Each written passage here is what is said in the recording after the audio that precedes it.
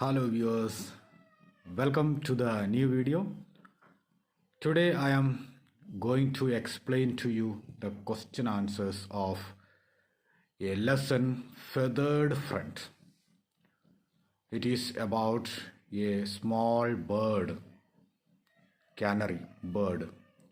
तो वो canary bird के बारे में एक लेसन है and canary bird space station में चले जाते, स्पेस शिप में पहुंच जाते और उसके बाद जो भी बातें हैं वो सारी बातें इस पर्टिकुलर लेसन में एक्सप्लेन किया हुआ है. And now but I will discuss only the question answers. It is a lesson of English Pathways of Class 8, Unit 5, Section 2. And let us come into the question answers. The first question is, as usual, it is MCQ. The answers are seen on the screen. Question number 2. Question number 2 is a question which is, you can see that it is about the events in the story. And these answers are not being explained by me now. But in case if there is anybody who is not knowing the answers of these questions, you please message me, inbox me, or you can put any message if you have any queries about these answers. तो ये जो question number 2 के जो answers अगर किसी को मालूम नहीं है तो वो मुझे मैसेज कर दे, कमेंट कर दे, तो मैं वो दोबारा उसको मैं भेजूँगा. अब फिलहाल इस वीडियो में क्वेश्चन नंबर 2 का जो आंसर है वो है नहीं है. ठीक है, अगर कोई डाउट है तो मैं दोबारा इसको बना के डाल दूंगा.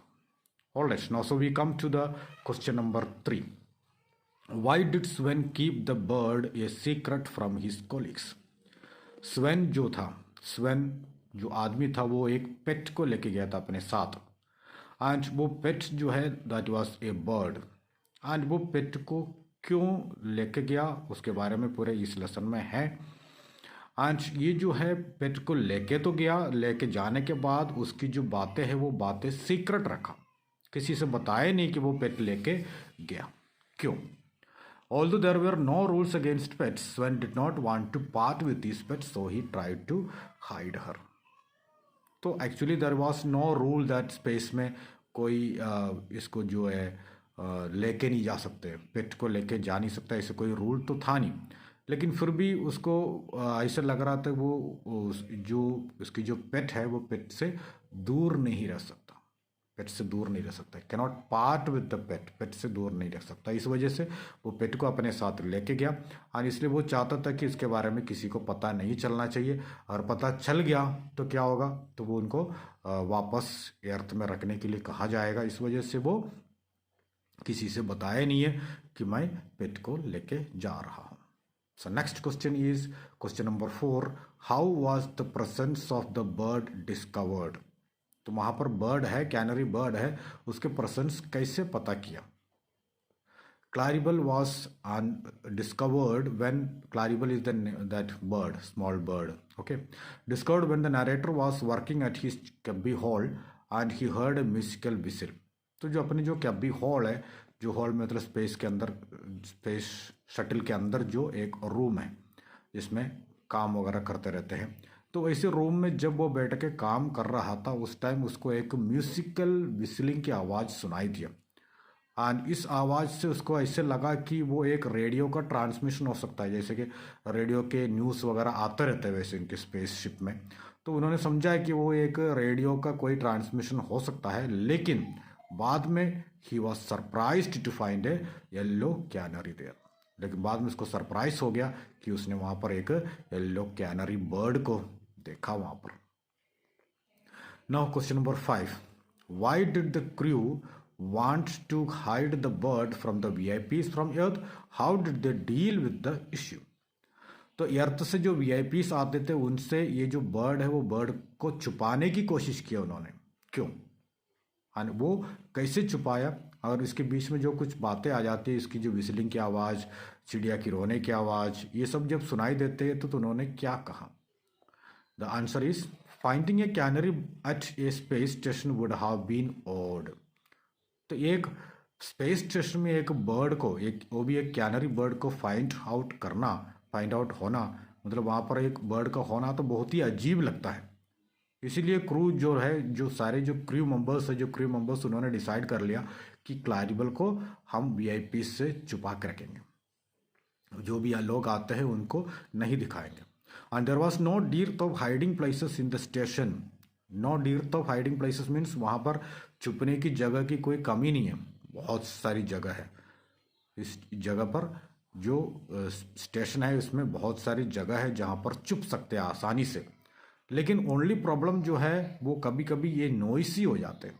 ये जो क्लारिबल जो है रोने लग जाते हैं। जब रोने लग जाते हैं तो उस टाइम में जो यहाँ पर जो मेंबर्स है, क्रू मेंबर्स क्या करते हैं, कुछ ना कुछ एक्सक्यूज बना देते हैं कि ये विसलिंग साउंड उसकी विसलिंग है, इसकी विसलिंग है, वो है, ये है, बोल के कुछ ना कुछ एक्सक्यूज बना के ये जो क्लारिबल की जो नॉइस है वो नॉइस को छुपा देते थे। So now next question number 6। What was the alarm meant for? What had caused its failure? तो इसमें जो एक अलार्म लगा हुआ था, उस अलार्म जो है उसका काम क्या था, and what had caused its failure, और ये अलार्म फेल होने का क्या कारण है। The alarm was meant to indicate the presence of any toxic gas in the air और रिडक्शन ऑफ ऑक्सीजन लेवल। तो वो अलार्म इसलिए लगाए गए थे कि वहाँ पर अगर वो एक टॉक्सिक गैस अगर स्प्रेड हो रहा है, डेंजरस गैस अगर स्प्रेड हो रहा है तो उसका पता हो जाए, और दूसरी बात ऑक्सीजन लेवल की कोई कमी हो रही है तो उसको भी पता करने के लिए ये जो अलार्म है वो अलार्म सेट हुआ था। But due to an eclipse part of the air purifier had frozen up. लेकिन वहाँ पर उस टाइम एक एक्लिप्स हुआ। एक्लिप्स मीन्स दैट इज ग्रहण हुआ, और ग्रहण होने की वजह से ये जो अलार्म है वो अलार्म का जो एक साइड है, एक साइड फ्रोजन अप हो गया। जो प्यूरिफायर जो है, एयर प्यूरिफायर जो है वो फ्रोजन अप हो गया, जम गया। तो फिर वो जमने की वजह से द अलार्म वर्क करना छोड़ दिया। तो इसलिए वो, क्योंकि वो एक्लिप्स की वजह से वो फ्रोजन अप हो गया, इसलिए वो अलार्म बजा ही नहीं है। जब वहाँ पर ऑक्सीजन की कमी थी तब भी वो अलार्म नहीं बजे, क्योंकि ये प्रॉब्लम था कि वो एक्लिप्स की वजह से एक अलार्म खराब हो गया था। और जो दूसरे अलार्म थे उसके सब्स्टिट्यूट दूसरा अलार्म भी है, लेकिन दूसरे अलार्म जो है वो सेट कनेक्ट ही नहीं हुआ था।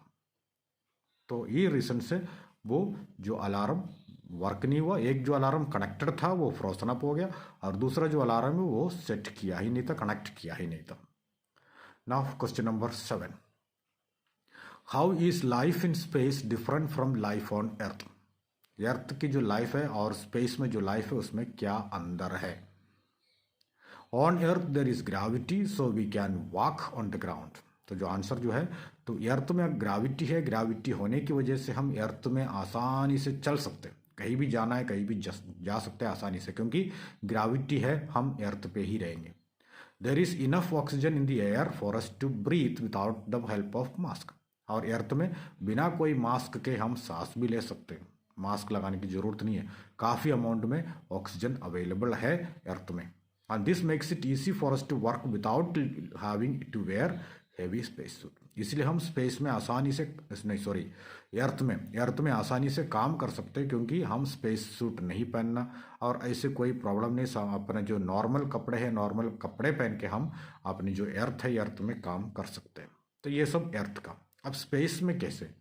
स्पेस में there is neither gravity nor oxygen. Gravity तो है नहीं है, हम वहाँ पर उड़ते रहेंगे, एक जगह पे फिक्स नहीं रह सकते। दूसरी बात, ऑक्सीजन नहीं है, तो ऑक्सीजन नहीं होने की वजह से क्या करना है, आपको मास्क लगाना पड़ेगा, ऑक्सीजन मास्क लगाना पड़ेगा। और तीसरी बात जो है, ये आपको स्पेस सूट पहनना अनिवार्य है, कंपल्सरली आपको स्पेस सूट पहनना ही है स्पेस में। और स्पेस सूट इतना भारी हो जाते हैं कि उसको पहन के काम करना बहुत ही मुश्किल है।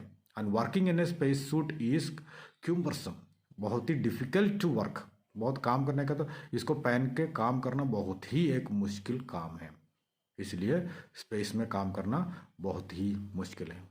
So that is this are the answers now. Thank you very much. So see you soon next I'll come with the next video. Thank you very much.